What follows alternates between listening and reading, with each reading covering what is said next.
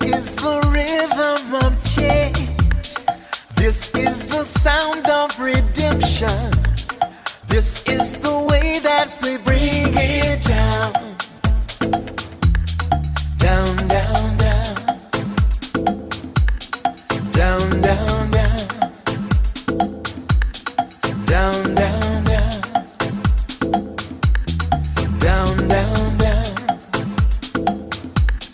Down, down, down. Igniting the fire within you. Exalting the melody of freedom. These are the things that will bring it down. Down, down, down. Down, down, down. Down, down, down.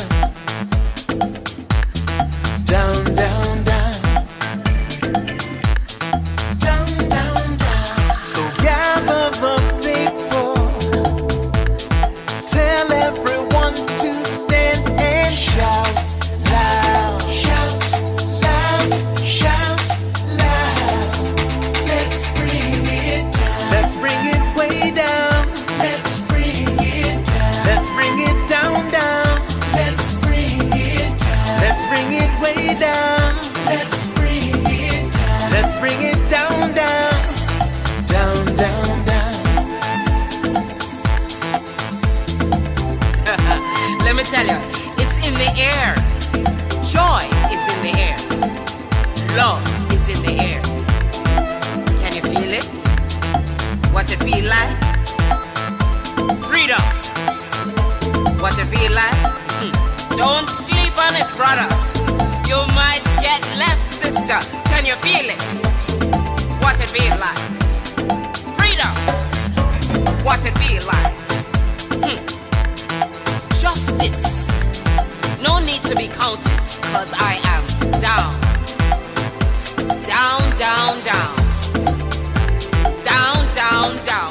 Down for the end of racism, for the end of bigotry, cause I am down. For the end of misogyny, that's right. For all the isms out there, just down, down, down.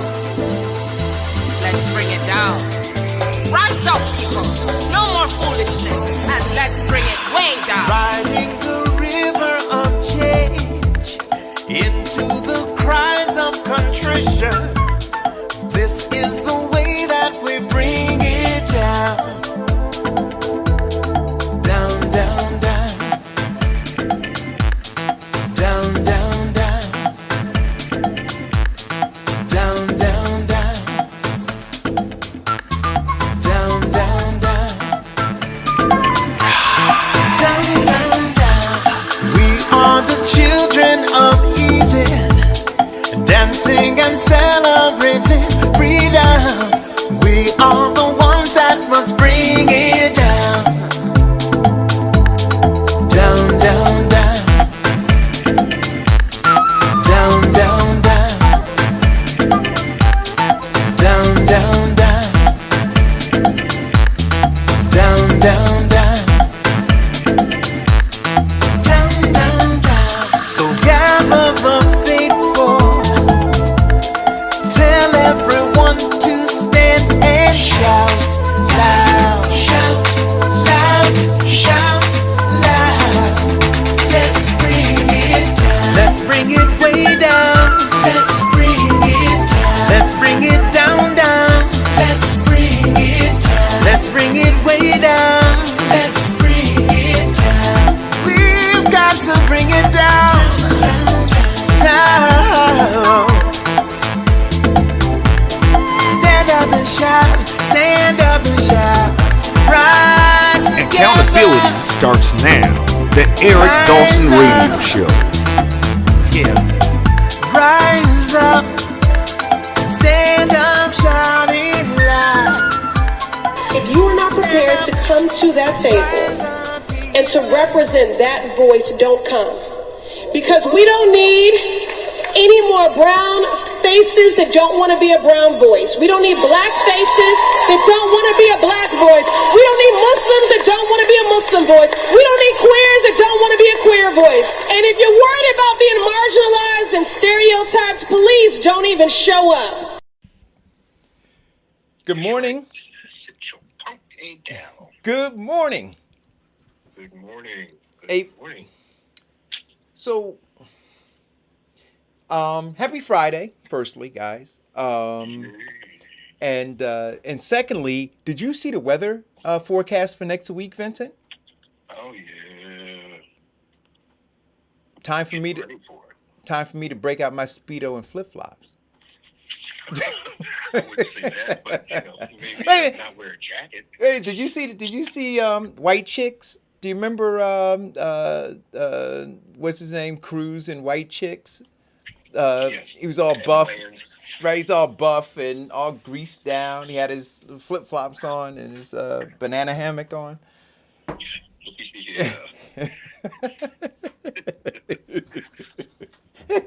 Can you imagine me walking around the corner to the poppy store like that? Well, only if you had Terry Cruz's body. Yeah. Gosh. Hey, listen, man. My new 162-pound frame, man, it's pretty cut.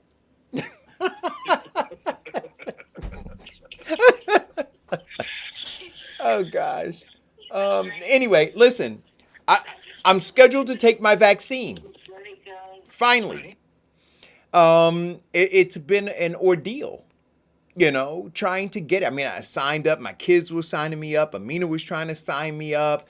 All these people were trying to sign me up. And as it would have it, and it's funny, right? Because everybody talks about, your journey and, what God does and how God works, right? What they say in mysterious ways, right? All that. So yesterday, I don't know if you guys can see. Let's see if I can put it in front of the camera. Let me see. This is not my middle finger that I'm holding up, but if you can see it, you'll see it's purple and blue and some other color, right? So what happened to this finger right here is I was impaled by 2 nails yesterday. They went through the back side of my finger and actually exited through the front of my finger. And so it was like a blood spout out of both sides, out of all 4 holes, and we're trying to hold the pressure and everything yesterday in the bakery. And so when we finally got the blood to stop, I mean, I'm a dude, right? So I'm like, all right, I'm gonna go finish my day, even though the thing was turning colors and swelling up. And so Amina said, Baba, you better go and get a tetanus shot. so I'm like, and then I honestly was contemplating telling her, okay, I'll go get a tetanus shot, but not actually going and getting a tetanus shot. And then, I sat and I thought about it a little bit more, and I looked at my finger and I said, you know what, I better go to the doctor and have them at least look at it.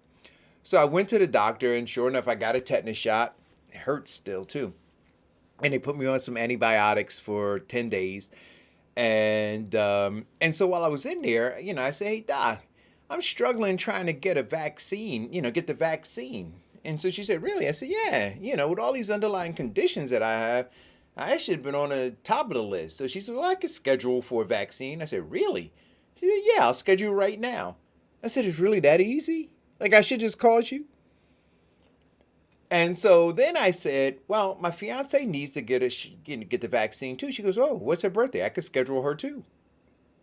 Really? So I said, well, what's the criteria? She said, oh, you just have to, be from the community. There you go. But no. But I want you to understand.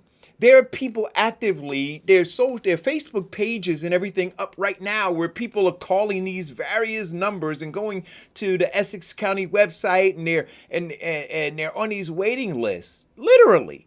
But I scheduled 3 people yesterday while I was sitting in my doctor's office, friends, and my fiance and me. And they literally just printed out the appointment. So I did not bring the paper down with me, but it is the Irvington Community Health Center. Mute your phone, Vincent, so they can hear it.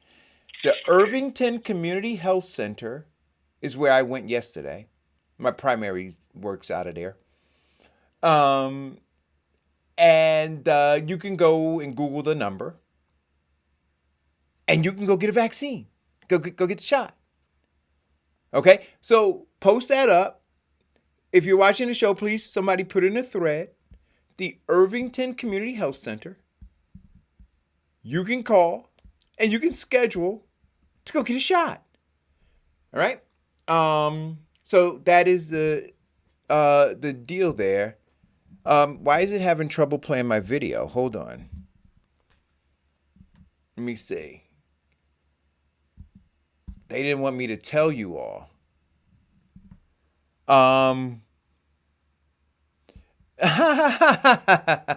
Jody says she got hers and still has her toes. Yeah, Jody. The cool beans. Hey, Jody, I want to know too. Did you ever get your SCOBY for your kombucha? Diane ordered hers yesterday, and I've been a kombucha making fool. I'm drinking some right now. But anyway, so go get your vaccine. I'm gonna get mine. Our first one is Tuesday, and then the second one is gonna be in April. And then I'll be all vaccinated up. Just in time too, because my oldest daughter called me last week, and she goes, "Daddy, she's engaged, and they set the wedding date for July 23rd." And she goes,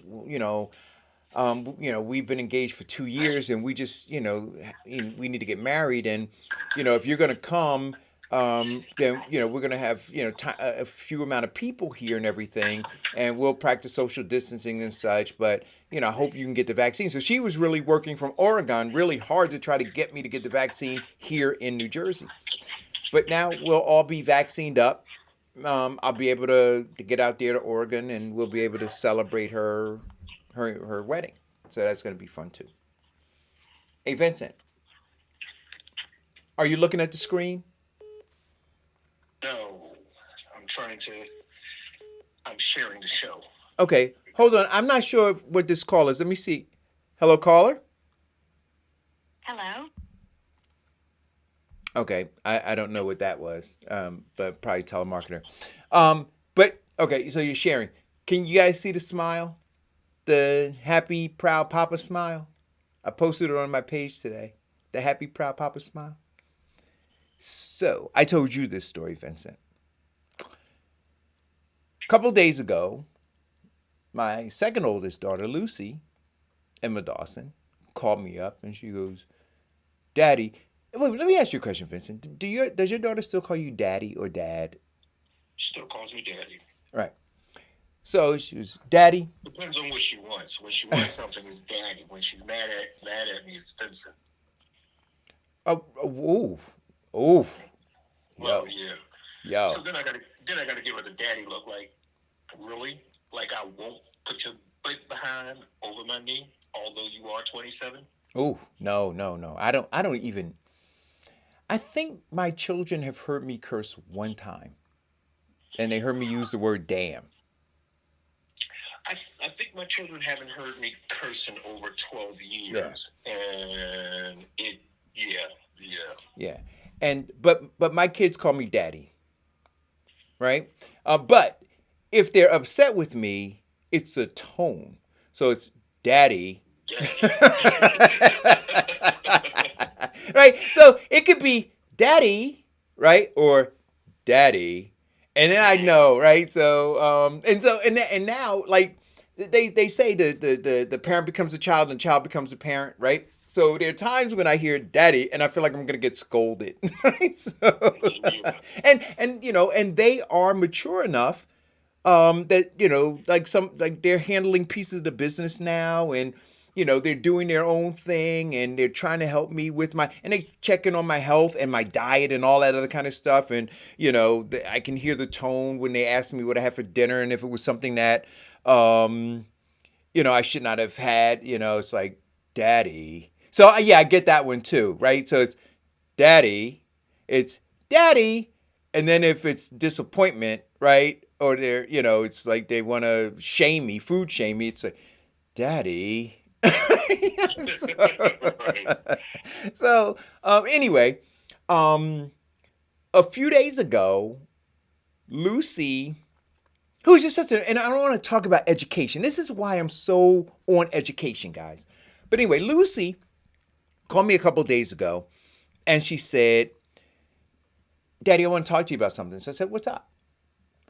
She said, well, I was looking through what it's going to probably cost me to go to med school, and it's going to probably be in the, near $350,000, $400,000 worth of student loans. And she goes, and that's just going to be, really difficult. She goes, even though I know doctors make a lot of money and all that other kind of stuff, she said, I don't want to necessarily be chasing money, right? I want to care for patients, right? And so I said, so what are you talking about, Luce? So she said, well, I'm thinking about going into the Navy because then I don't have to worry about it.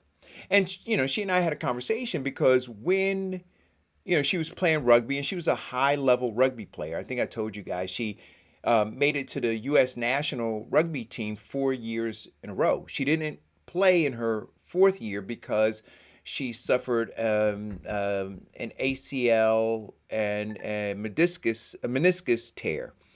And so, but she was high level. And prior to having that injury, she had been recruited, and she had that injury while she was at UPenn. But she was being recruited to go to West Point. And so we drove up there, and I don't know if you've been on a campus up there. It is amazing. I mean, it is just incredible. And when we drove up there, I was like, oh my gosh, yeah, you're going here. you're going here. And she's like, I don't want to be obligated to the military, and I don't want to do, and it's like, okay. And we had the other choices on the table. We had UPenn and some other stuff. And so we realized she didn't have to do that, right? And so it's about choices when you do well, when you perform.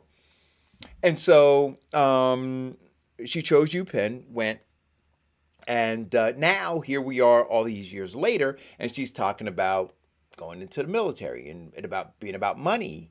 And so I said, well, I don't want you to make the decision about money. We'll figure the money piece out, right? And so with that, she told me she was going to cook dinner. She, going to relax. And then last night I get a phone call. And she goes, Daddy.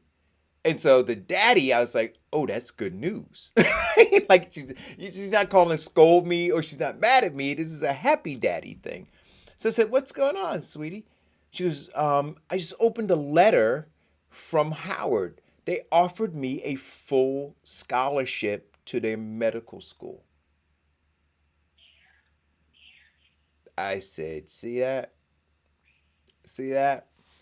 So I am a proud daddy today. And so my kid doesn't have to be concerned about being burdened like that, right?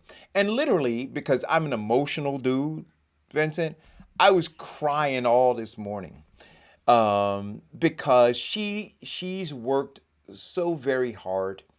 And we have all worked hard to be supportive of her and to give her that village.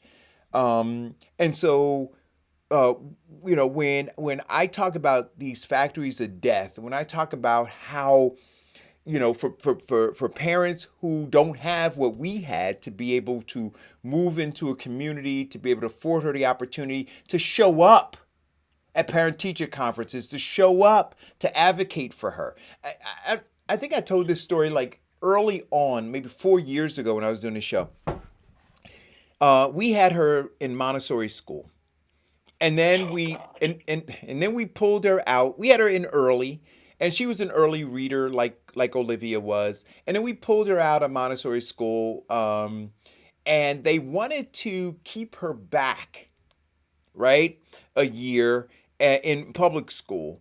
And so we were in Westfield, and so I went to a board meeting, and I said, no. I said, I want my kid to go into the proper grade. And they said, well, her birthday's in February, so she's not at the cutoff, and we want to do this, that, and the other. I said, no, I want her to go into the grade that she's supposed to go into based on her finishing this stuff at this Montessori school. They said, well, we don't do that here. I said, really? I said, okay. And see, this is inside connections and things, right? So I had a friend that I went to high school with. She was working for the New Jersey assistant secretary. She was the assistant secretary to the state. That's what Lauren's job was.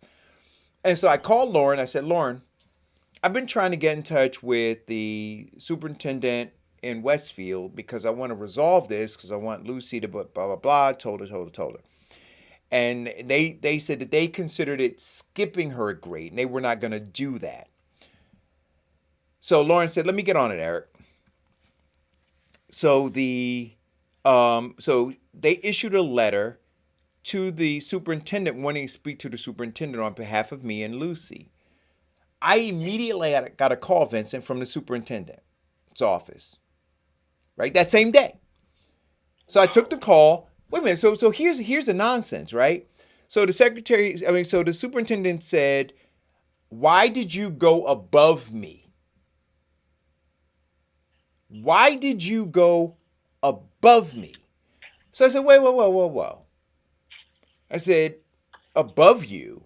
I said, I'm advocating for my child. It's not about you. See, he called and made it about him, right? He was offended because I didn't follow some protocol that made him feel comfortable, right? And in other words, I did not mind my place. Or you did not acknowledge his. Right? So, well, no, that's minding my place, right? So he said to me, who do you know? I said, who do I know? I said, wait. I said, so you're making it about you. You caught up in your feelings. I said, this is about my kid.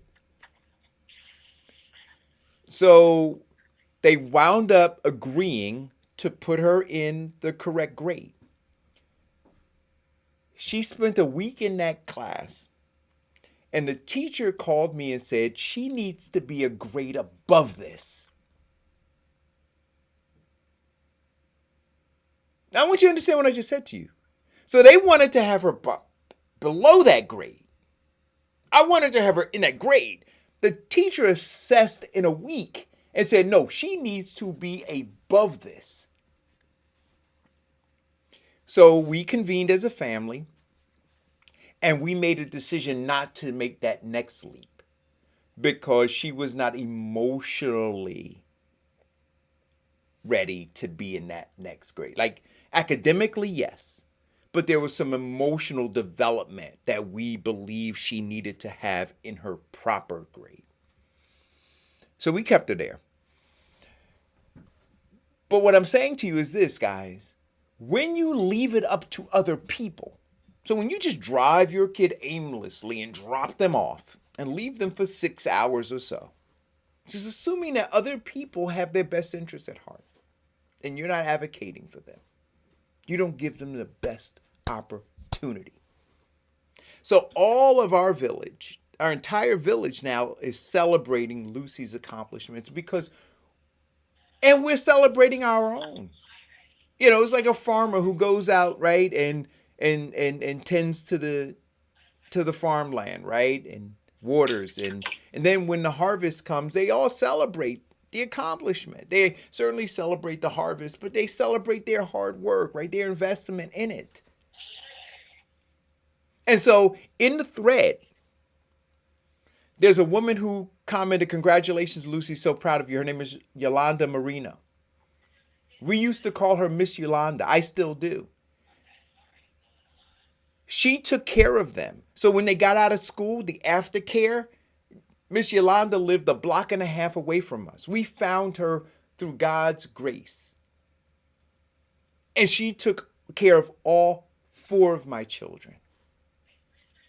And so to this day now, so she took care of Lucy. In fact, when we were pregnant with Nia, and we had to go, Nikki's water broke at like 1 a.m. We called Miss Yolanda and we dropped Olivia and Lucy off there, 1 o'clock in the morning.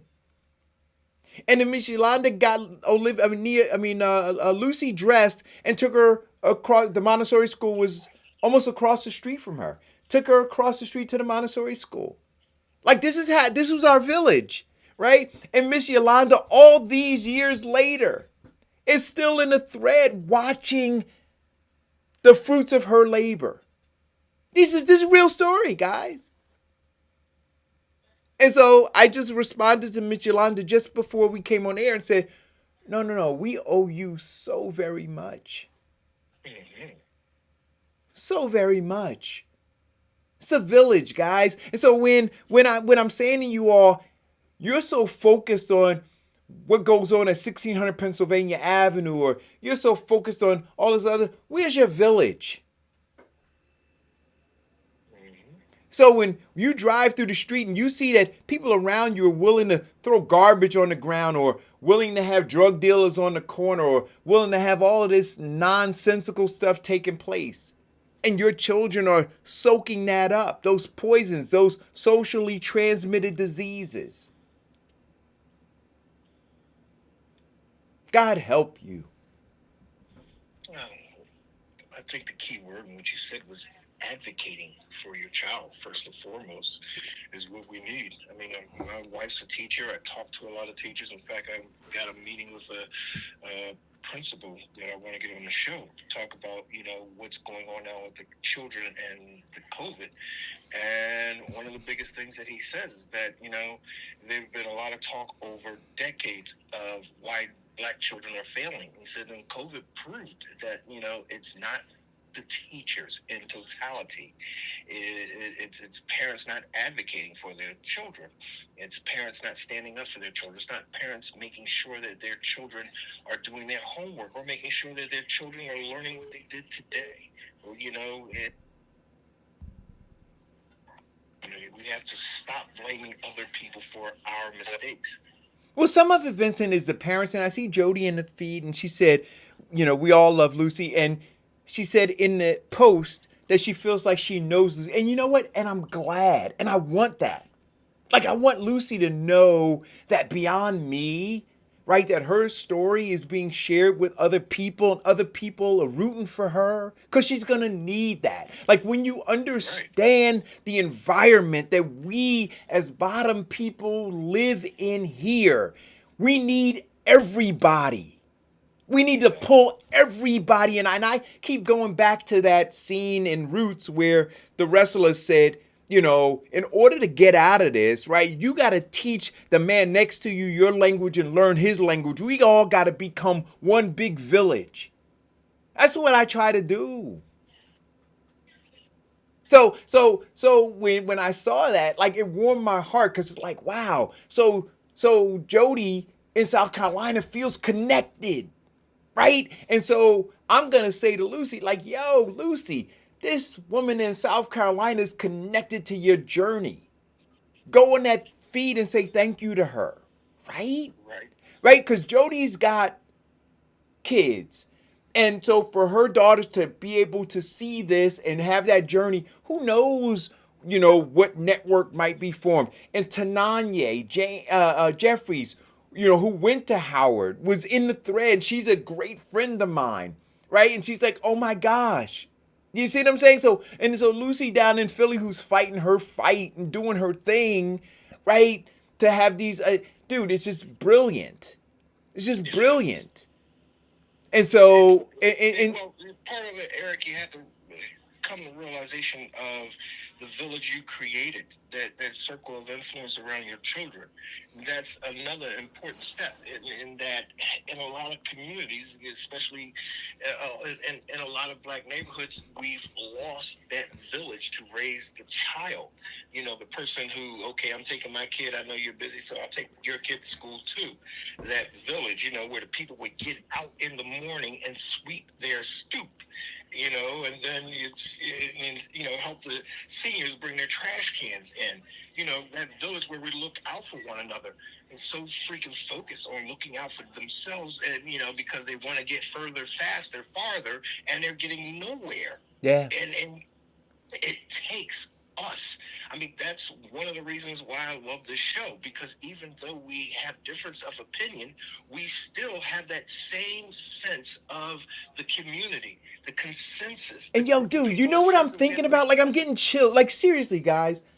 Like, and I think I am. People have said it, and I've not embraced it, but I think I am an empath, right? So I think I do like soak up all of this stuff. So here's where I'm thinking now, because Lucy, she's going to be a pediatrician, and so we talk about how in our community, how there's a lack of trust, right? How there's a lack of trust. And so just imagine the people who tune into the show, the circle of people that I have. Um, and so as their children get married and begin to have children and are looking for a network to be able to say, well, where do I go to find trust in this medical space that we historically have been, marginalized and mistreated, right? To be able to go, hey, Lucy can be a beacon of information for you, right? I mean, damn. I mean, because it saves lives, right? Having that kernel of trust and being able to go help save lives. My God. Anyway, we just got to call it. Call it, go. So it's me, it's Jody, right? Oh my God, I don't want to be emotional. Dude, hey, Jody, I feel like balling right now. Like I'm not like this is crazy. Nope, it is God's grace and mercy is an amazing thing, right? I swear to you, in all honesty, when you put up the post and said, my Lucy is going to medical school, right? That afternoon, me and my baby were driving. Selena's 14 now. We were driving somewhere and we pulled over. I was like, wait a minute, I want you to see something, right? Because I don't know why. I think Lucy is such a beautiful girl, and I adore the name Lucy, and I think she's such a Lucy with her ringlets of curls, and I was actually a fan of Lucy when I was a kid, so every time you say Lucy, it just like makes me happy inside. So I pull over, I show Alina the picture. I'm like, that's Lucy. Alina knows Eric Dawson. And she's like, I said, that's Eric Dawson's daughter, and she's going to med school. And, we can sidebar. Lucy and Lena have a lot in common. And so we had this moment. So when I saw you post that this morning, as if Lucy was a part of my village, I felt warm and fuzzy and so happy for you and your baby, and I want to meet Lucy, and I want Lena to meet Lucy, so that our children, and this is what I think so often is missing in some communities, that everything is television, right? Doctors on television, unless you have to go into a doctor's office, which unless you search it out and make it happen, may not be your color.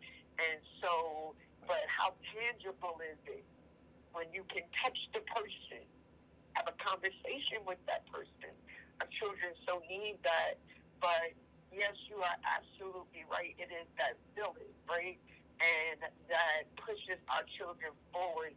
I'm in North Carolina. Oh, North Carolina. Yeah, I'm in North Carolina. But I feel that as big as North was, as many people as I knew, and I was in the school district, I never felt like the village was pushing for my child. I always felt like I was fighting this different village to have my children survive. And that village destroyed me, right? Because, like you said, when you called about your baby, they say to you, like, who do you think you are? So when I would go to an advisory board meeting as an employee, the first time I got disciplined and suspended for 30 days, I went to an advisory board meeting because my kid was in one of those schools and his science book was a ripped up binder. And I went to an advisory board meeting and I was like, what the hell are you people doing to my child? I got suspended for that. I was told that as an employee, I didn't have the right to come to a public meeting as a parent and fight for my kid. So they put me back in my place. Mm. Yeah. Know And, your place. but God is good, right? Because no matter all that I went through, the Most High led me to a village with my sister is a teacher, and my niece is a teacher, and during COVID, my baby is in their houses in school, and while I'm driving her, they're driving her. Teachers here are writing letters for her for high school and trying to force her to go where they feel like she would do better. I am so happy for Lucy. I am so happy for you and this community that you build, that we got to know Lucy through you, and how amazing is that? And now I'm going to put you on mute, shed my little tears, and then I'll be back to yell at them. So one of the things that I want to do, and I'm going to talk to Lucy about this, because she's all about empowerment. I'm gonna see, and I know she's busy. In med school when she starts, it's gonna be really grueling. But I would love to have her extend some time to share herself. So whether it's a Zoom that we do or like some sort of a segment that she and I can do, and then I can air it here or wherever to connect her, right? Because one of the things that I realize, Vincent and Jody, is that like when you do these career days, they're senseless to me because you've got a kid, right, who doesn't understand or see the journey, right? Like, so Right. they're where they are, and then all of a sudden you've got a lawyer sitting there talking to some fifth graders, right? And they're just like, huh, what, right? So for me, I think to chronicle the journey, right? Yeah. And to have her be accessible and to talk about, things like, I don't feel like studying today, but I have to, right? You know what I mean? Like those little things, right? To go all the way through so that when she gets there, you can see all of the ingredients, right? That it took to bake that cake. So I'm gonna talk to her about it and see. I'm gonna go on a limb and say she's gonna be excited. Because I'm gonna pitch it to her, right? And tell her I think that it's important, right? I think it's important to give back. So I'm gonna see if I can make that happen. But yeah, like everybody, it's crazy. And for me, part of the emotion, and I don't know if I told you guys this too, but when Olivia, because Olivia was the first one to go off to school, right? Got these amazing accolades, inducted into the National Honor Society, and then all of the other ones like the French Honor Society and the this and the that and the whatever, and then got the Presidential Scholarship Award and went off to the prestigious USC Film School, right? And so when I packed her bags and I took the flight with her out, I put a picture of my grandmother and my grandfather in her suitcase. And I said to her, I said, Grandma Emma finished the sixth grade. Mm. I said, I Mm. want you. See, I'm going to cry. um, but I told her, I said, I want you, when you don't feel like studying, to look at this picture. To look at this picture and understand where you come from and the shoulders you stand on. Right? And I did the same thing with Lucy. You understand? So they have a deep sense of all of that. And Yeah. so, yeah, yeah. Well, it also, in doing that, is giving confirmation to the village for their efforts and their work. As you talked about, even the woman who helped with, taking her to class, the ones who helped with, giving her encouragement and, complimenting on her grades, those who have, always ask her how she's doing with her school and her studies. It's their contribution to building the one in the village. There used to be a saying that with the consensus is that if one of us makes it, we've done our job. Yeah. And we need to get back to focusing on, and see, you never know which one. So you treat them all with a level of understanding their potential. I mean, right now, Lucy is standing in a position where she could do great things in the medical field. I mean, she could save lives. She can do research and development. She can make, cures for these ailments like cancer, and maybe even find a cure for the common cold. So when those of us who have in the village who have been supporting these children, see that they are making progress, yeah, it's a huge swell of pride. Yeah. Yeah. Yeah. So that's it. That's my proud daddy stuff. It's my proud daddy stuff. Yeah. Yeah, I found out today through a phone call that somebody really, really close to me is diagnosed with breast cancer. And wow, wow.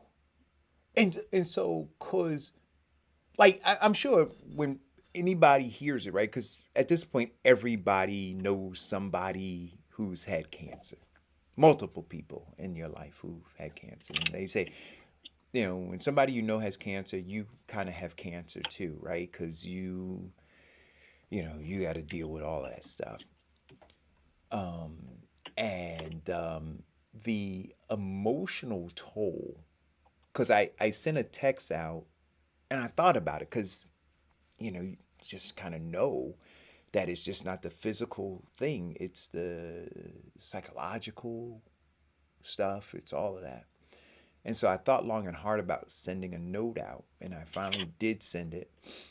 And her mom responded back and said, she told me that you sent a note. Thank you so much.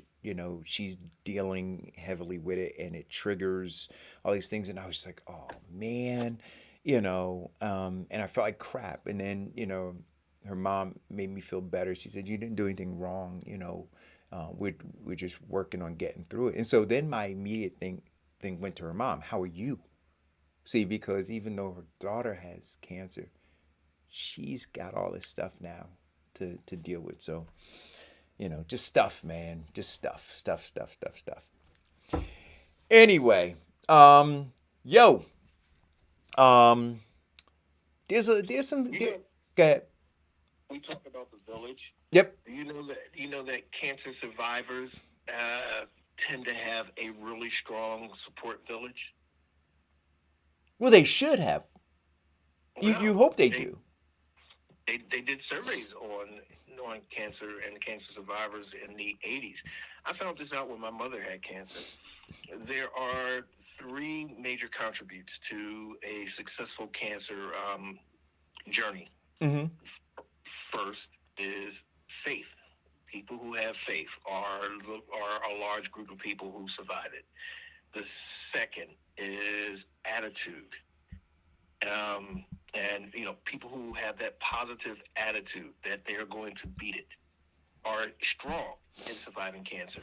And it was to the point where when I would take my mother for her breast cancer treatments, Mm-hmm.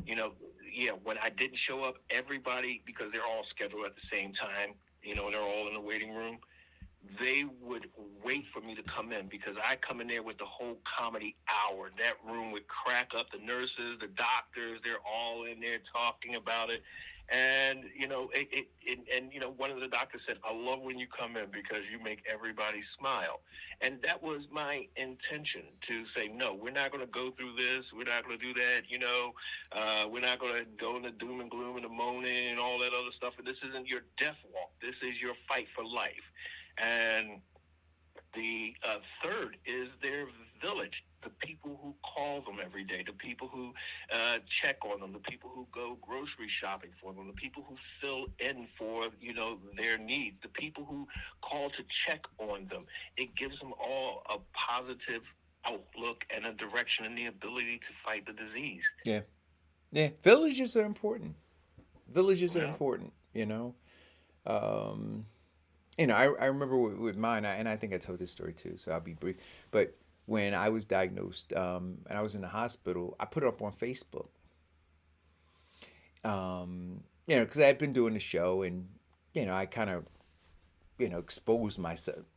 That didn't come out right. I leave myself open and vulnerable on the show, right? Talking about all kinds of different things, and so when I was sitting in a hospital, I'm like, okay, well, I put this up here too. And my mother was horrified at first. She's like, I can't believe you did that.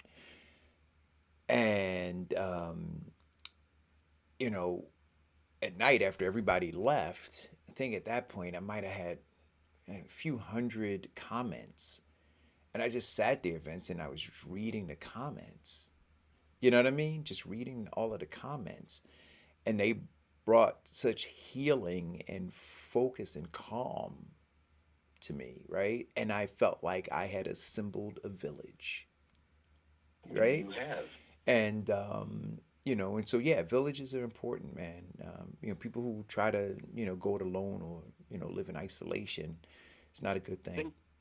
They don't do it well. And No. when you look at the attitude of people who go it alone, is that they just want to, they consider it to be their death sentence. Yeah, And instead of their call to fight. yeah, I agree. Listen, speaking of going it alone, we talked about this, Vincent. COVID. In New Jersey, they have an organization. I forgot the name of it. Something Senior Masks or Masks something Seniors. And it's a group of people now who are advocating, based on the fact that a lot of these senior citizens have gotten their shots, and a lot of family members of those senior citizens have gotten their shots, and they're saying, listen, you gotta let us into these senior buildings to see our mothers and our grandmothers. They are literally dying in those senior buildings from lack of human contact. And I can tell you, my grandmother, who's 98 years old, is a different person 2 years later, or a year and a half later. Different person than she was a year and a half ago. And we can't see her. My mom and the only people who go there are my mom and my mom's sister, my aunt, and they care for my grandmother. And they have very tight bubbles, right? And so they're in and out. My mom goes half the week and literally stays there, and then my aunt goes the other half of the week. And so it's really intense. And so when my mom is there, she'll FaceTime, and we all get to talk to my grandmother. But I can see it's noticeable, and it's because cognitively she's she's having some issues because of lack of contact, lack of a lot of stuff, and then a lack of exercise. Right? She used to, 2 years ago, she would walk down South Orange Avenue to go play her pickets. So at 96, she was walking down South Orange Avenue to play her pickets. I remember one time driving down Sanford Avenue, and I'm like, is that my grandmother? Right? And I pulled the car over, and I saw these, if you know that part of South Orange Avenue, there's some pretty unsavory people hanging out, right? A lot of drugs, traffic around there, and gang activity and stuff. And so I saw these guys, and I'm like, uh-oh. So I pulled the car over, and I'm thinking I'm going to rescue my grandma. So I'm trotting down, to catch up to her. And these guys like kind of jump in between me and her. And so she turns around, and she goes, oh, that's my grandbaby. I say, yo, what's going on? And these guys, man, who otherwise might knock you over the head and take something from you, right? They were protecting my grandmother. And they said, oh, yeah, man, she comes out to play a lot. We don't let nobody mess with her. We all know Grandma Crawford, blah, blah, blah, blah, blah. And so she was owning South Orange Avenue. She was an OG.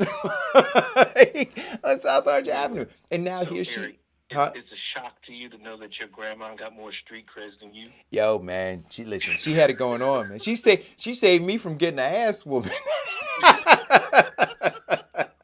But but she, Yo, man, they go back away from Grandma Crawford, man. yo, that's what the two dudes, man, they're huge. But now you look at her, she looks frail.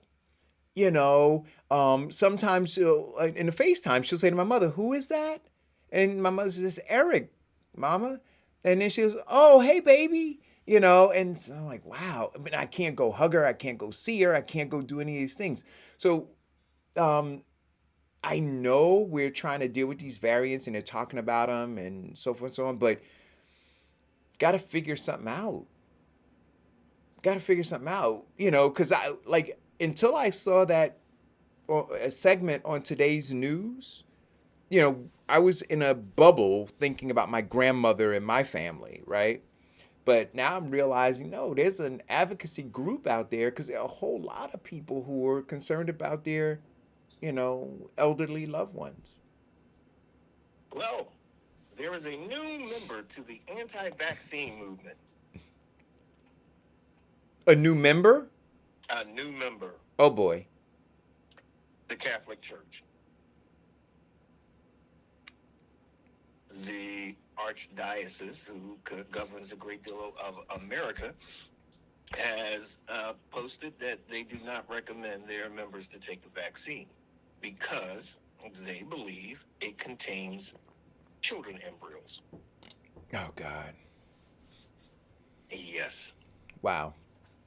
Well, it is true that there are vaccines that contain portions of aborted fetuses. However, this one doesn't.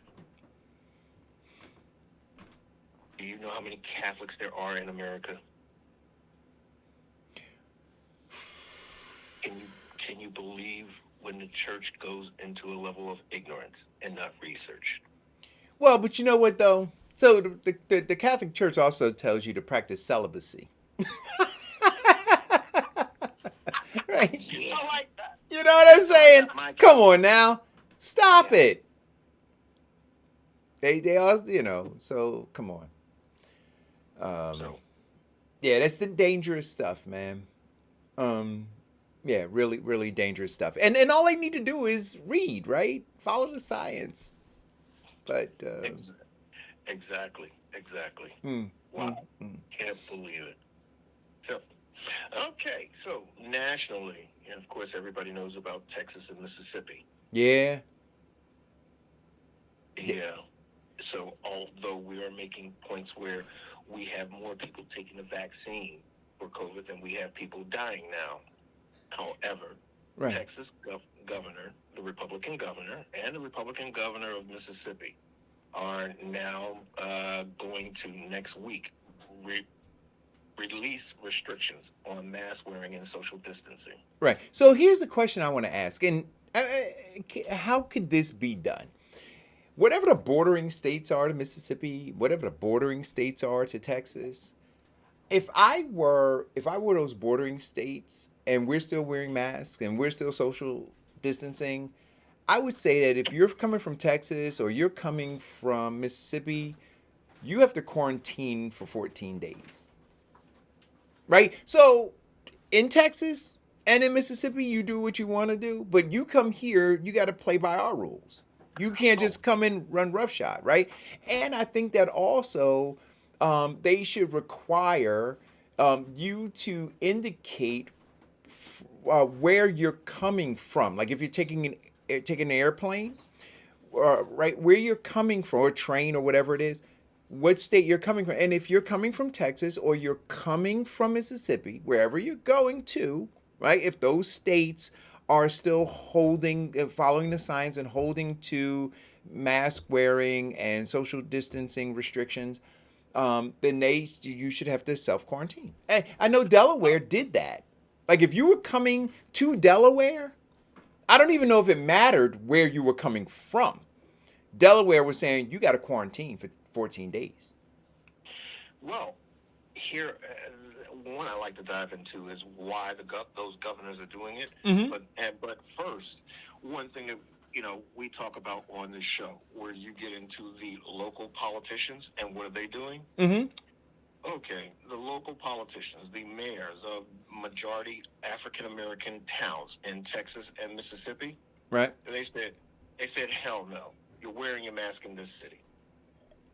Mm-hmm. And you're going to keep your social distancing, and you're going to keep the businesses to the recommended maximum of capacities. Right. Perfect. See, I think that we're at all out war, right, at this point.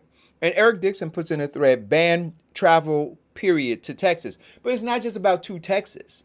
No, we should build a wall around Texas. Build a wall and let Texas pay for it. That's my Donald Trump for the day. Oh, but seriously, it may come to that. I mean, they're talking about us wearing masks until 2022. Yes. Right. And then this is the other piece that I want you guys to understand. I was listening to something. They said all of the job loss that has occurred, it may take until 2024, given the current projections, right? Mm-hmm. Before we recover those jobs. 2024. That's 3 years. So now, if we backslide on this thing, what kind of damage is going to be done? Additional damage is going to be done. That's right. See, and nationally, now is not the time for us to relax. Now is the time for us to keep our foot on the gas. But see, I'm not. Look. Let's take it out of the national. I don't want to. I want to stay where you were, Vincent. Local, right? That's where our control is, right? You got the number to your council person. You got the number to your mayor's office, right? You have that. So protect yourself. Protect yourself. Say, what are you doing? Say, hey, here's the news that's happening out there. We need to create our bubble. And you're in charge. You guys are in charge. The council through legislation, the mayor through governance, you guys are in control. What are you doing to ensure that our bubble is protected? So now I would ask the question. So to Eric's point about travel to Texas from Texas, right? So now you got Newark Liberty Airport. Folks coming from Texas. Well, what's the protocol? What is the protocol? It's not enough for us to just be on the show and say, "Oh, look at these idiots in Texas," or "Look at these idiots in Mississippi." The question is, when those idiots in Texas and Mississippi come here and infect you. And infect us, right? And so now when we talk about jobs or businesses in our communities, right, shuttering, people out of work, folks struggling to pay their bills because of illness and lack of insurance, all those things that have impacted us. Those folks, they want to live their best life at our expense now. And so what is your local government doing to protect you? See, you can do something. So there should be a convening locally in all of these municipalities across the country that is saying, hey, this is how we're going to handle this. Both state and national have the convening of the mayors, and I believe they meet every quarter. And I think that, that should be the consensus, especially in Texas and Mississippi, because the reason that they're trying to lift this is as a two-part. One, the Republicans want to, push or agitate the Biden administration. And two, Texas and Mississippi right now are in trouble because of their failed leadership and causing things like, one, the water crisis in Mississippi, and two, the electric power outages in Texas. So this is all smoke and mirrors for these guys. It's okay, let me get the heat off me and we're just going to release everything and everybody will love me again. No. That was yesterday's politics. Today's politics takes a whole new direction. People want transparency. Listen, everybody makes mistakes. What these guys do is that instead of owning up to the mistake, They want to shift the blame. They want to do smoke and mirrors. They want to tell the big lie. That doesn't work today. People are tired of these big lies and this blame shifting, and they're suffering from it. Own up to it. Own your crap. Yeah. So I just I want to understand, and I'm telling you, for all of you guys who are in these local municipalities, Irvington, Newark, East Orange, right? So it's cool to have your mayor go up on Zoom, right, and throw out the numbers and talk about blah blah. I want to know what your strategy is. What the hell are we gonna do with somebody who now flies into from Texas, into Newark Liberty Airport from Texas? How do we identify them, right, as coming from Texas, right? I mean, we know the flight came in, but you can. So my thing is, like, any flights that come in from Texas, they should be over there, right? They shouldn't be. Those people should not even should not be allowed to leave the airport. Get on your connecting flight and go where the hell you're going, right? And when you get off the flight, see, and and this is what I would say, like, are there some rules that we can have here? So, okay, you don't have to wear your mask there, but once you land in Newark, once you're in New Jersey, you have to have your mask on, right? You understand what I'm saying, Vincent? See, so we got to sit and figure this stuff out. Now, and I don't think that they are going through this in a nuanced way like that. So, okay, fine. When you board in Texas, or when you're in Texas, you don't have to have your mask on. The airlines, right, could dictate that you have to have a mask on, right? And so now, so you don't have your mask on. You don't have your mask on. They take your temperature, right? But we know that you could be asymptomatic. But once you get on the airplane, you have to have a mask on, right? And then I would make them double mask with a shield. Right? Like, you got a double mask with a shield to get on the airplane.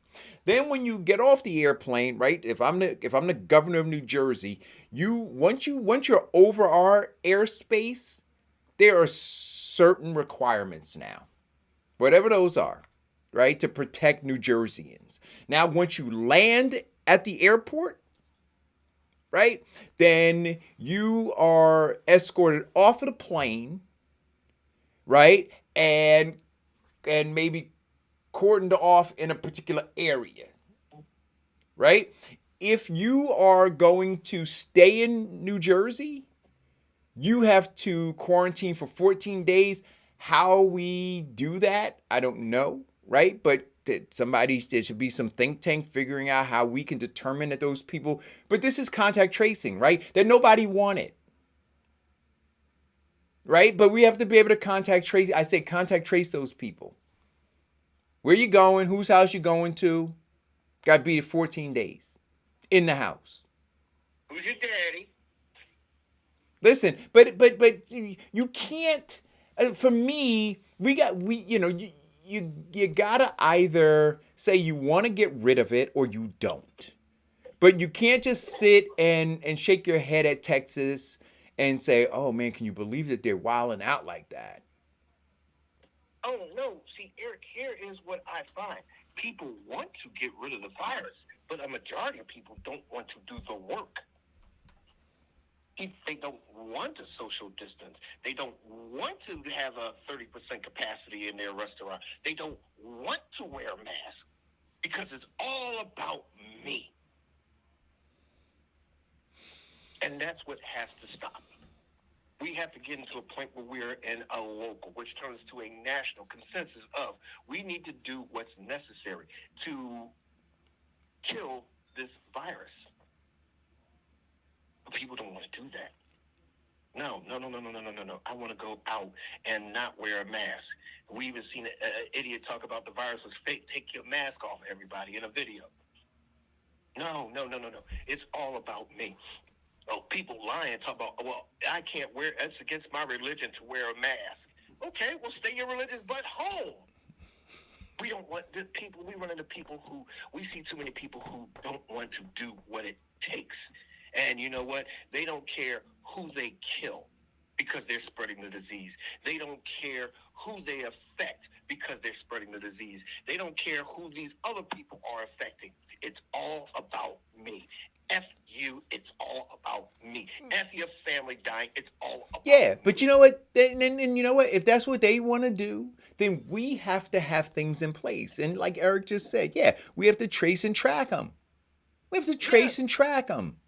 Yes. So Right? now we get into, and then we go into that rabbit hole of legislating stupid. Well, that's okay. That's okay. But that's why. But that in the end of the day, that's why we have lawmakers, right? Because whether you have a factory that decides that they want to start dumping toxic waste out the back door, right? And so you got to legislate against that, and you got to do so. People are gonna want to do what they're gonna want to do. You have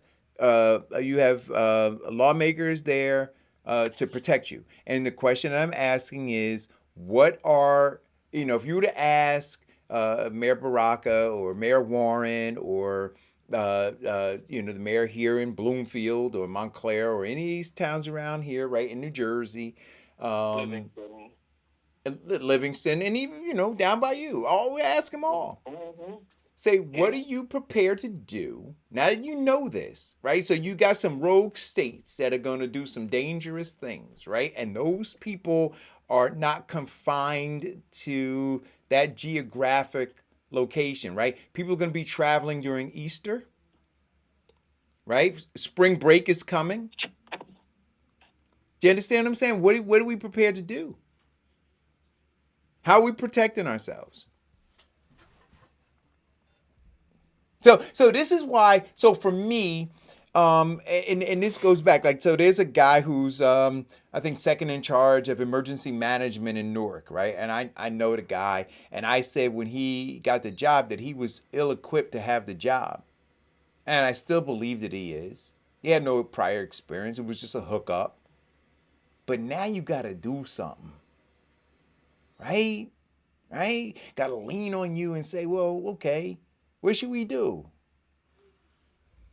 See, so we run around and we don't take care of business as residents and as voters, and we allow these politicians to put people in positions that are not qualified to be in them. And now here we go. See, the biggest slap in the face to Americans is that we continue to elect these do-nothing politicians, which, in our heart of hearts, we know that they do nothing. But the biggest slap comes is when we need them to do something. Or the biggest slap comes when a crisis arises and we need them to do something, and they continue to do nothing. And then we sit there all surprised. Oh, my God, he's not doing anything. Well, let's see. My grandfather used to say, "Well, son, if you take a pig out of their slop and you put them in your mansion, what's that pig gonna do?" Yeah. He's gonna tear it up because that's all that he does. Yeah. The story about the snake that bit the woman after she cared for him. He looked at her and he said, "You stupid witch! You knew what I was when you found me lying dead on the road." It's what they do. Yeah. So, anyway, Oh, and I've been saying this for 2 years now on your show? We now have to, change our thinking and vote these do-nothing politicians out. yeah. Yeah. We can't get change until we change that. Yo, I'm telling you, your very life is on the line. Your livelihood is on the line. Mm-hmm. But I posted, I said, these are trying times. They are. See, it's real interesting, right? You can take somebody and they can pretend. So, I'm sure we've all done this, right?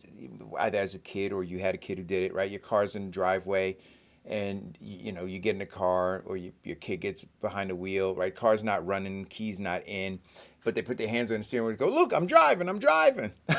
Right? You make the driving noise.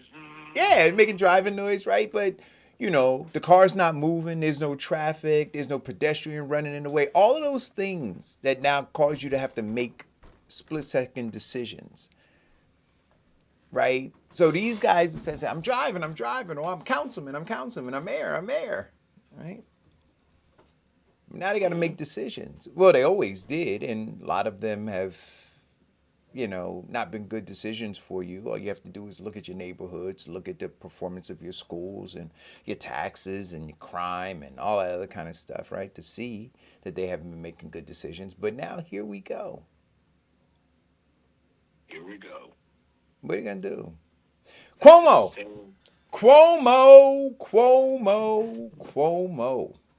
Oh, here we go. So, let's get some. Almost a bird, ain't he? Cuomo. So, listen, where's the Me Too movement? Where are they? Where's Senator Booker bringing that young lady a cup of coffee? I mean, I'm just asking. I mean, seriously, we're fickle about this, right? We're fickle about this. So it depends on who you're blaming. It depends on what party is in political jeopardy. It's not about the one. Let us be clear. I want to make this clear. It's not about the woman. You all are pawns in this political game. Let us be clear about that. Never about you. This is a shame. It's an absolute shame. Now, see, the challenge that Cuomo has is this 25-year-old woman, she's got text messages that she sent out right after that happened. Yeah. Right after it happened.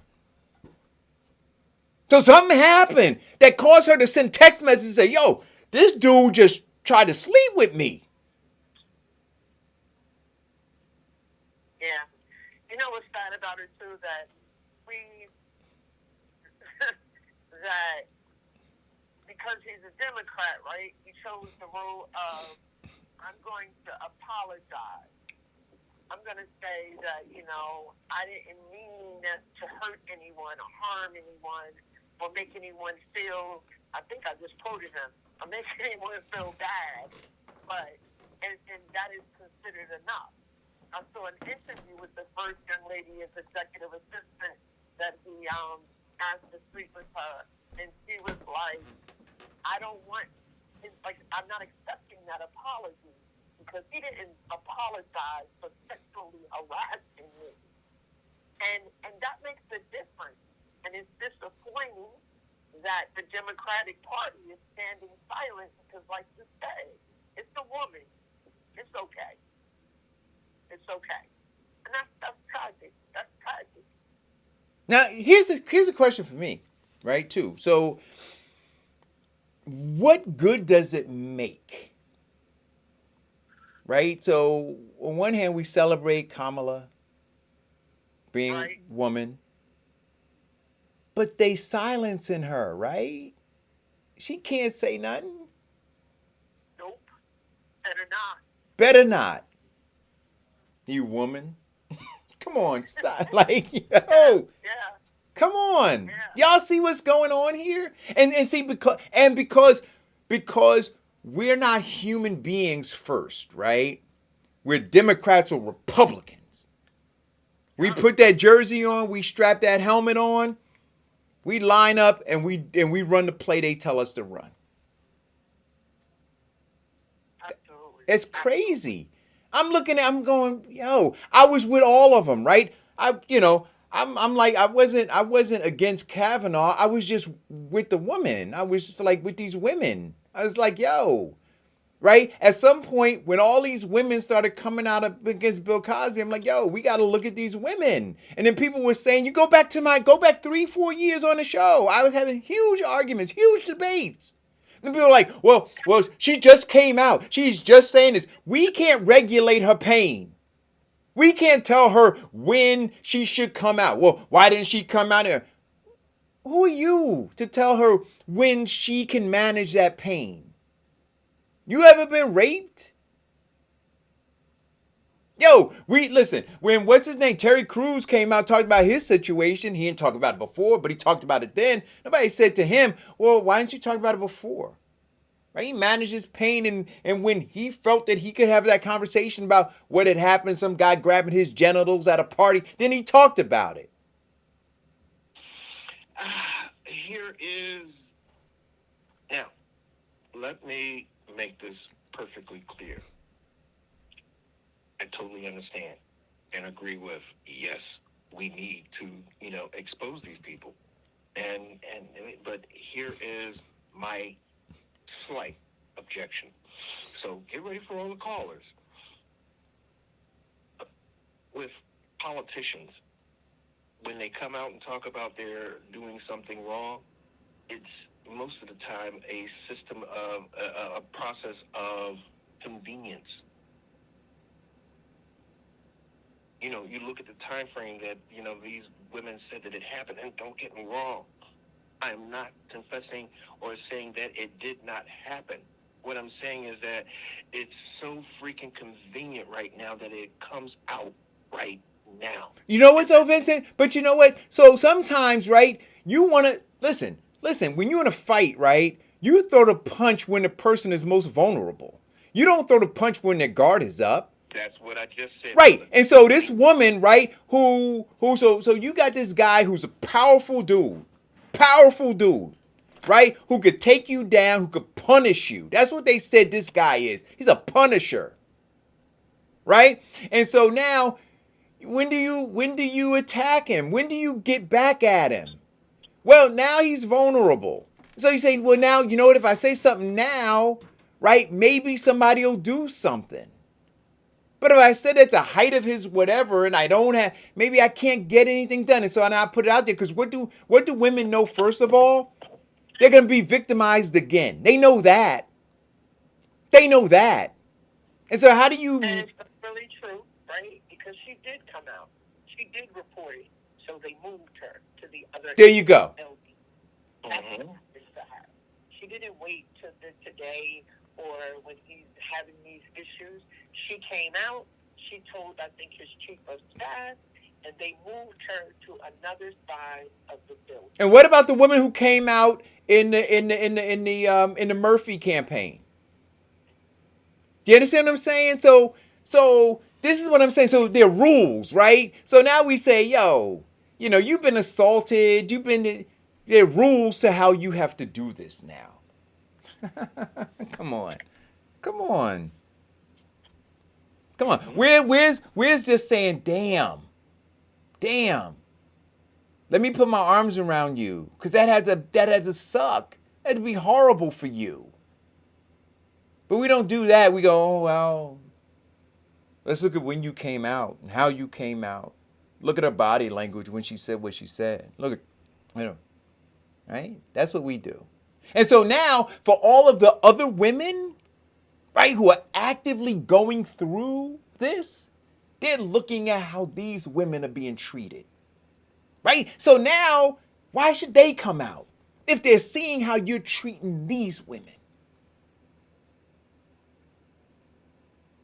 Right? Like, I just think that I think it's horrible. I think that, look, Biden had it right? When he said, look, when women come out to say stuff like this, I'm paraphrasing him now, but he said something like, when women come out to say, like, we got to understand the journey that they came through to say this, and that the likelihood of truthfulness is there. That's what he said.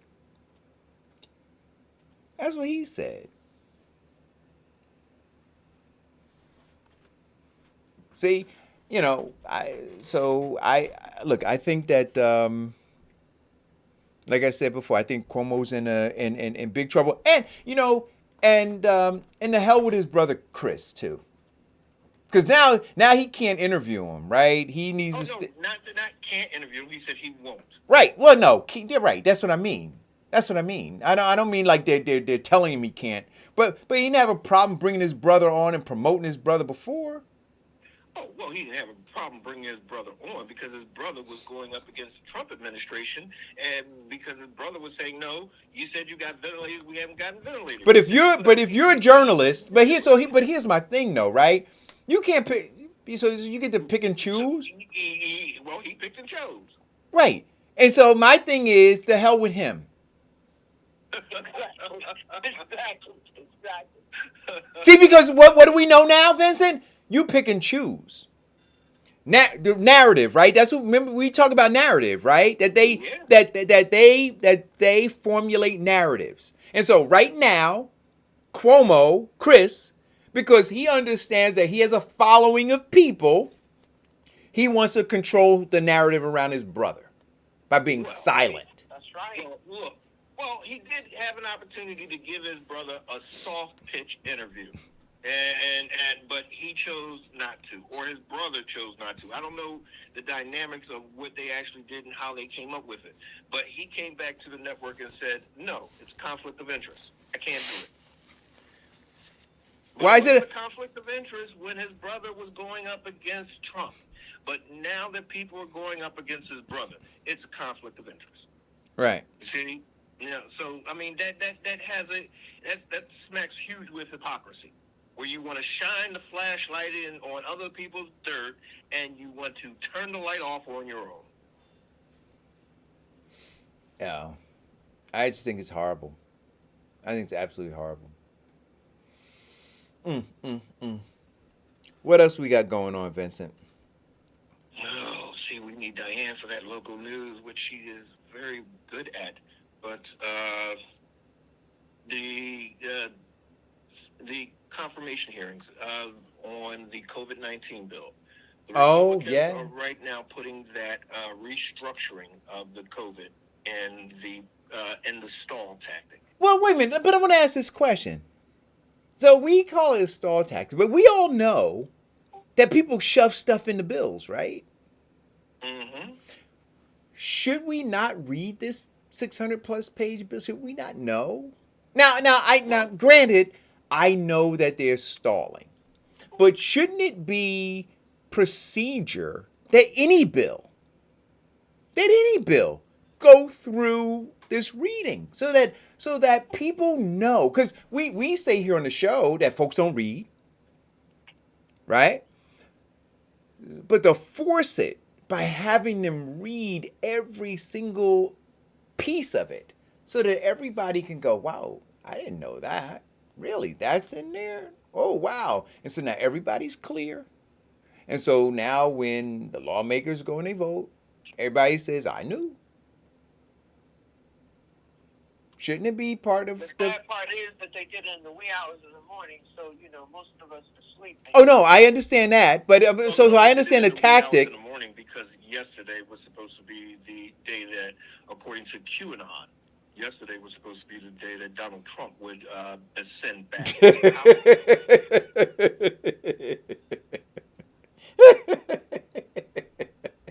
Yo, when they were talking about that, man, I was just imagining Donald Trump like just kind of floating in, right? When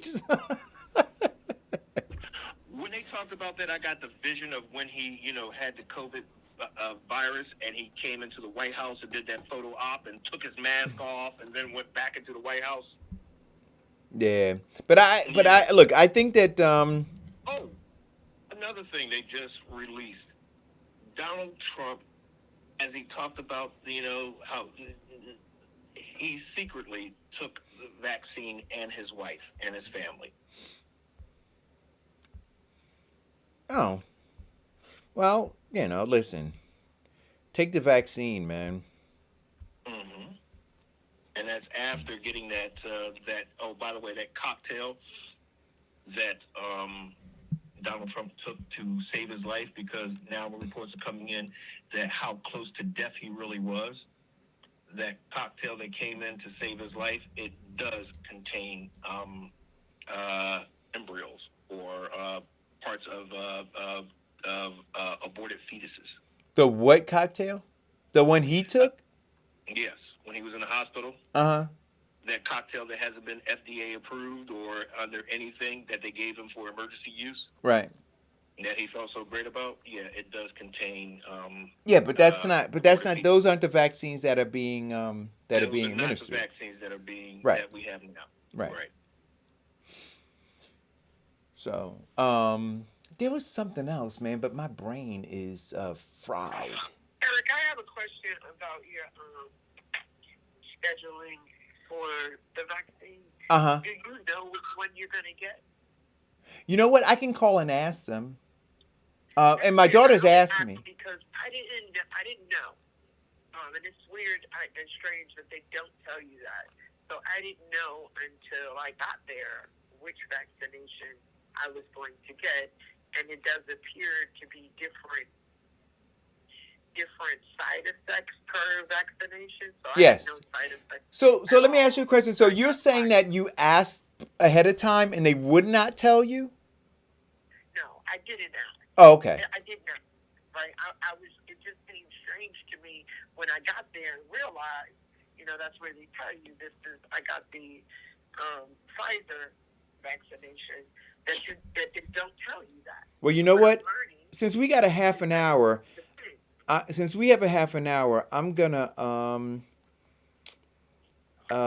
do I have it? Hold on. I'm gonna ask Amina to call that number and see.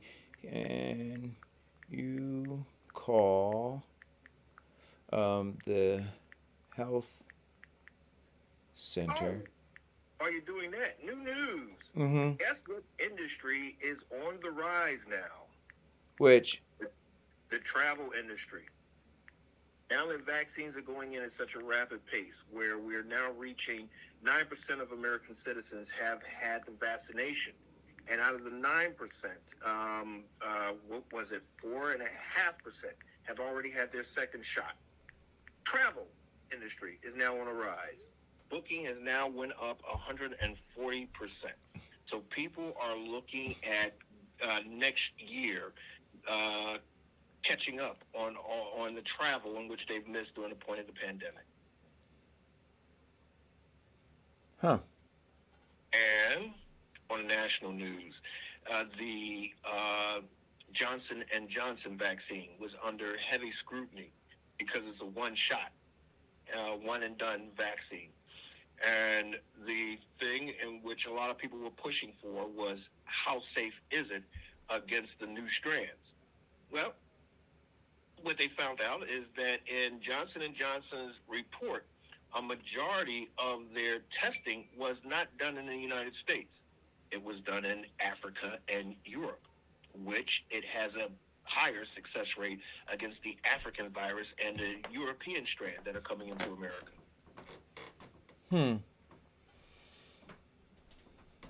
So they were also saying something about, because they were talking about the efficacy of the Johnson & Johnson and how, given that the data is skewed because of when they went into their trials, right?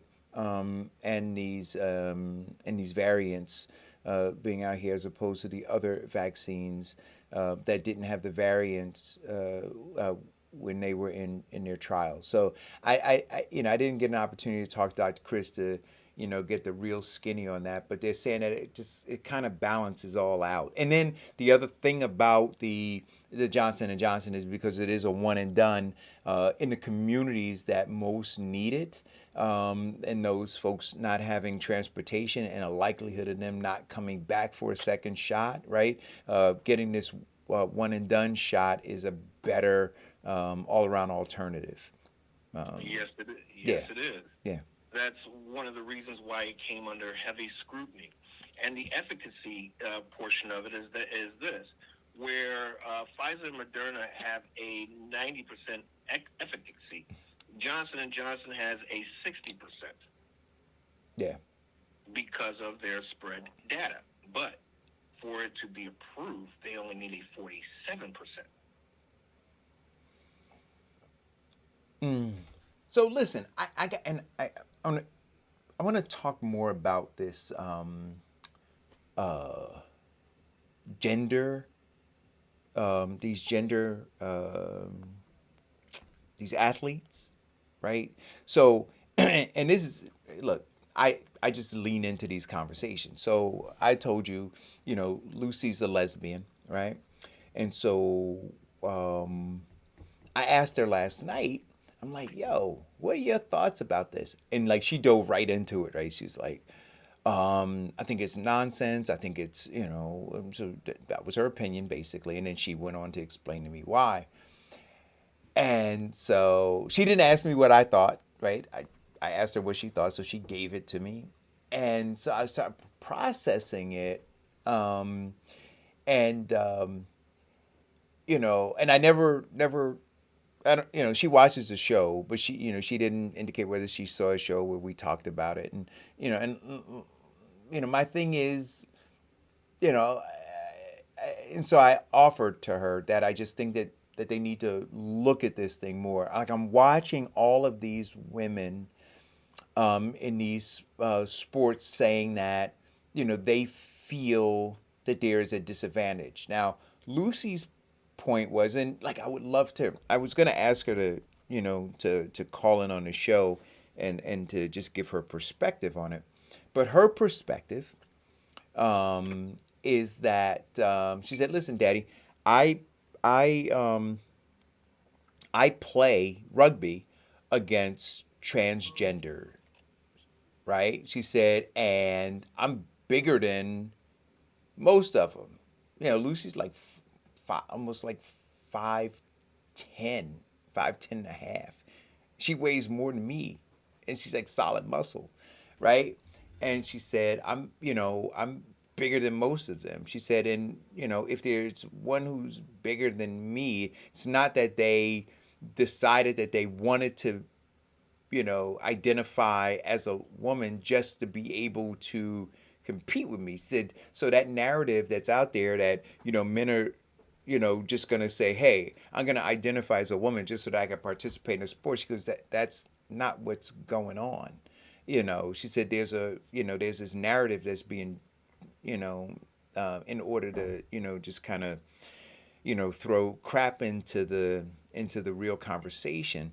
But she said that that's not what's happening. And then I asked her, I said, can you understand though the young lady who is at the top of her field, or top of her class in a particular sport, and all of a sudden now, there is a you know there's a a male, somebody who's born male who now identifies, and now all of a sudden this person who has groomed her whole life to be whatever is going through this. And so she said, "Well, Daddy, the way that I look at it is, it's like, if this same girl had groomed herself to be at the top of her game, and so she was winning and winning, and then all of a sudden you had somebody who came from another country, right? And they all of a sudden dominated the field. Do you say that that person can't come in from another country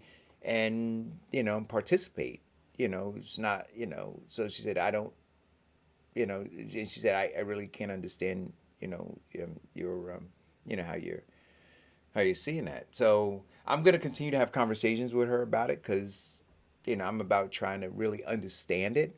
But what I am trying to understand is both sides, right? The person who's being dominated now because they're looking and going, yo, this person's like 3 times bigger than me, and they were born a guy, right, and identify as a woman now, or they are a woman. So it's all like I'm open to understanding it, I guess, is where I am, right? Like I don't fully understand it, but I want to, and I want to understand everybody who's being impacted by it and then get to something. But I think that the lawmakers who are making these decisions, they're not making them based on really trying to understand it. They're making them for political purposes, but they're real lives that are being affected, I guess, is where I'm getting at. Speaking of lawmakers, the hearing yesterday uh, on the January 6th attack of the Capitol, and talking with the general from the National Guard. They wanted to know, why did it take so long for the National Guard to get there? Mm-hmm. Well, the National Guard was at their station, and which was an hour away. Now, they couldn't get the go-ahead and the green light from the higher-ups to bring them in because they were concerned about optics. So, one of the black senators, I forget from where she was from, but she said, "Explain to me optics." He said, "Well, they didn't. They were concerned about how it looked nationally, being broadcast about the National Guard protecting the White House from protesters." So she came back with, were these optics in consideration when the Black Lives Matter, the peaceful Sure. protesters, were in Washington? And this is the answer that every black person knows. He said, no. Yeah. Yeah. See, because it's but we have to understand that, right? We are used to seeing the one thing, right? We're used to seeing law enforcement or militarized forces turned on black people, right? But not on white folks. So, That's exactly correct. all right. So, Jody, we're getting the Moderna shot. That's what we're. Oh, okay. Okay. That's what we're getting. So what I learned was the side effects are different, right? I had two brothers get the Moderna shot, and both of them talked of sleeping for long periods of time afterwards Mm-hmm. and having achy legs. And that was really it, just ache and sleeping. And I got the Pfizer, and I walked away, and I've been fine ever since. Other than a little aching in my arm or heaviness in my arm, I've been fine. But there's definitely different side effects per vaccination. All right. So yeah, I'm gonna have to. I didn't notify the guys at Sloan. Because if you're talking about sleepy, because part of my issue is my my deficiency in B12, right? And so so this is interesting.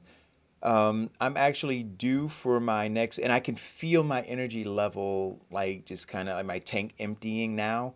My next shot for my B12 is on March 12th. So that's 3 days after I get this vaccine, right? So. Yeah. Yeah, one of my brothers actually said to me he got it on one day, and he got home from work that evening at like 6, and he didn't wake up for the next day at 12:45. Wow. He just slept straight through. Right. He said once he, got up, he was fine, and that's when the achy legs started, Mm-hmm. and that lasts for a few hours. He lives in New York, and he does a lot of shopping in Manhattan, and he called me and said, "Man, I'm in Macy's, and I had to sit down. My legs are aching so bad." And so I was expecting that. And he called me the next day, and he's like, "So are you okay? Are you toughing it out? Are you home?" I was like, "No, I'm at work." Because I had none of those side effects. Not at all. Wow. Good for Not you. at all. So I'm just glad to have it. Listen, I'm not trying to be funny, but once I heard about the Johnson & Johnson, I was like, let me go get this vaccination because, they couldn't get powder right. So I'm not really feeling Johnson & Johnson. So, I don't want that vaccination. Just because they couldn't get powder right. All right. Well, Jody, I'm glad you got you took it. And I'm glad that you were talking about it and giving a lot of people, the exposure and understanding how safe it is, how it actually saves lives. So listen, I told you guys every day, and I don't know if I put anything up yesterday from the book Where Do We Go From Here, which is the next book that we're going to be reading on April 1st, right? But I put a paragraph up, and I want to read this, right?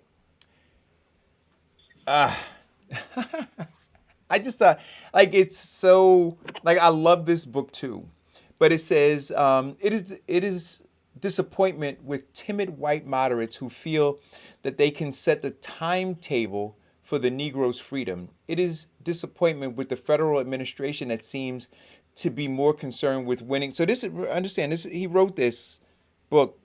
I mean, he wrote this. These were his words back then, right? He said, with winning an ill-considered war in Vietnam than winning the war against poverty here at home. It is disappointment with white legislators who pass laws on, but I want you, as even though he wrote it then, think about now, right? Who pass laws on behalf of Negro rights that they never intended to implement. It is disappointment with the Christian church that appears to be more white than Christian, and with many white clergymen who prefer to remain silent behind the security of stained glass windows.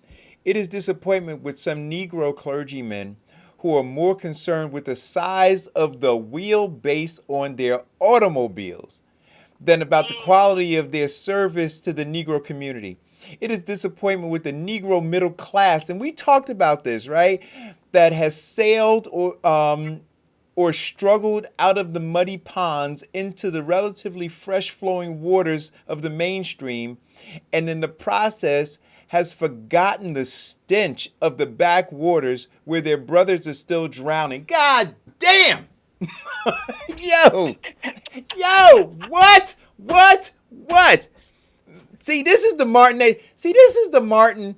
Instead of the I have a dream, this is the Martin they should be done. So let me finish it.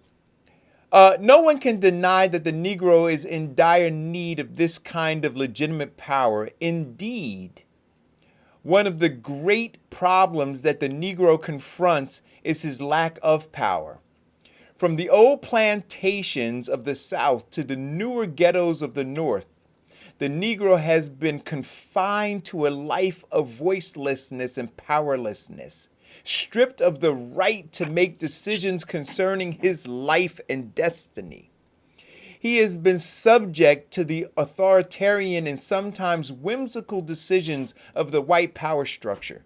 The plantation and the ghetto were created by those who had power, both to confine those who had no power and to perpetuate their powerlessness. The problem of transforming the ghetto is therefore a problem with power, a confrontation with the forces of power demanding change and the forces of power dedicated to preserving the status quo. So there's the clash. And so when we have the conversation, right? So when Ayanna Pressley says, no more black faces without black voices. And when I say here that we've become masterful at gaining political seats, but not seizing power. And so because we don't seize power, nothing is going to fundamentally change. So when you look and you see during these elections, right, that they're just going to get another seat, gonna go get another seat, gonna get this seat, oh, we're gonna go and get that seat, oh, I'm gonna become whatever. But you don't see the trail to seizing power, because Martin says the problem of transforming, therefore, is a problem with power, a confrontation.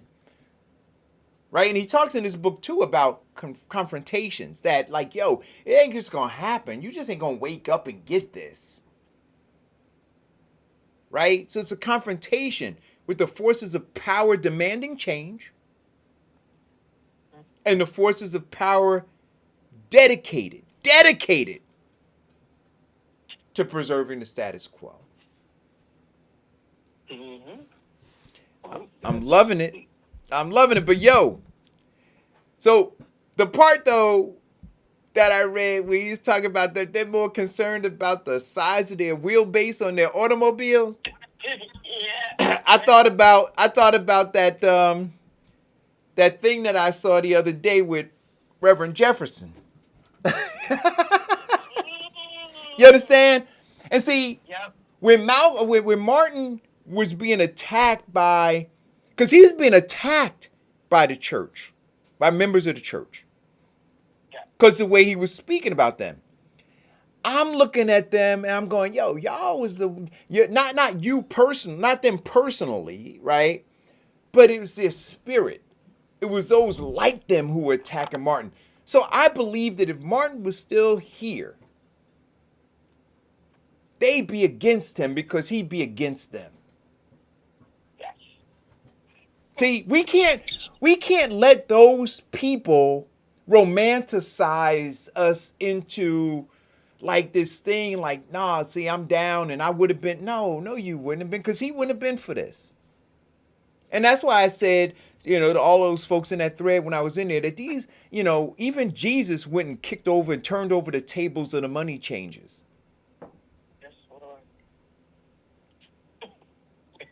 Well, before that, they sat up there and they watched Jesus go through a rant and make a whip. Because they considered him to not have power or authority. The best thing about Martin is that Martin had that wonderful gift to, a lot of people thought he was, that little small, mealy mouth, meek and president. No, we're going to turn the other cheek. No. Martin had that gift to speak truth to power with a level of authority that got a lot of attention. And he was a young man. Yes, he was. I mean, I want you to understand, he was a young man.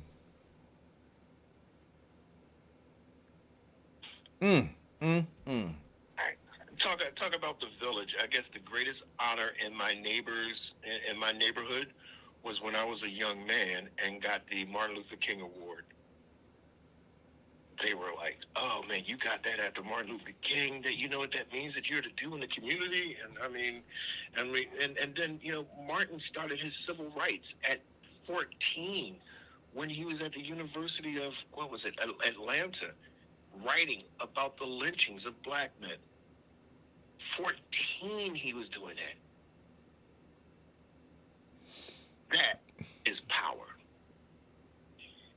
Yo, I was talking to a brother yesterday, and I had on my ADOS. I was telling him about my experiences because I wear my ADOS mask. And Jody, I have your address. I'm gonna put one of these in the mail for you. But I got my ADOS mask on, and I got my ADOS sweatshirt on. And there was a guy in the line, and he asked me, he said, he was offended that I had it on, right? Like I was provoking, like I was trying to provoke something, right? And wow. Right? And so I said to him, let me ask you a question. I said, when you see an Orthodox Jew, right? And you can discern that they're an Orthodox Jew because they have the long coat on, they have the curls on, they have the hat on, they have the whatever. I said, do you say anything to them? When you see the yarmulke on it, do you say anything to them? The hijab or the kufi? Do you say anything? When you see a Muslim with his kufi. Right? When you see the monks, do you say anything? Right? I said, all I want to do is have people understand what tribe I come from, my lineage. That's it. That's it. I said, so if me identifying to you who I am is offensive to you, who's the problem? Who's the problem?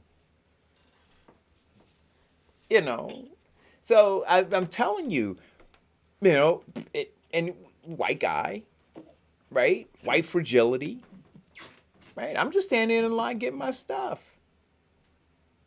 That's all. They don't have to like it, but they do have to respect it. And you don't even have to respect it. It ain't about him.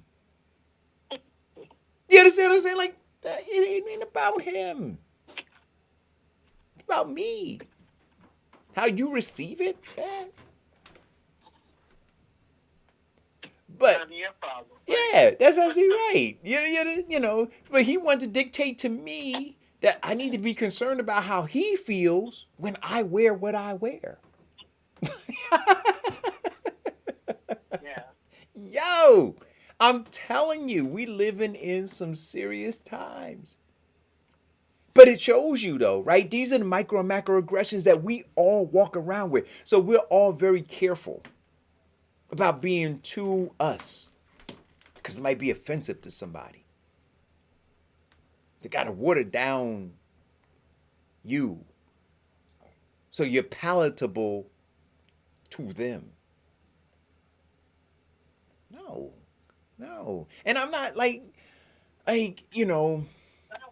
it's crazy.